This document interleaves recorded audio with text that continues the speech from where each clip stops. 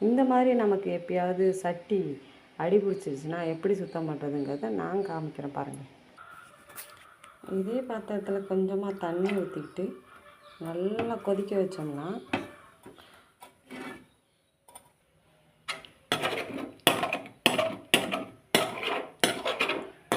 அப்படியே கொதிக்கும்போது நல்லா சுரண்டி விட்டுட்டே இருந்தோம்னா எப்படி அடி பிடிச்சதோ அதே மாதிரியே ரிமூவ் ஆகிடும். நான் ரிமூவ் ஆனோன்னா உங்களுக்கு காமிக்கிறேன் பாருங்கள். பார்த்தீங்கன்னா உங்களுக்கே தெரியும் எவ்வளோ கிளியர் ஆகிடுது. ரொம்ப கஷ்டப்பட்டு தேய்க்கணும்னு அவசியமே கிடையாது. அப்படியே இந்த வெந்நீர் சுடும்போதே லேசாக அப்படியே எடுத்து விட்டாலே அதுக்கிட்டே சுத்தமாக வந்துடும்.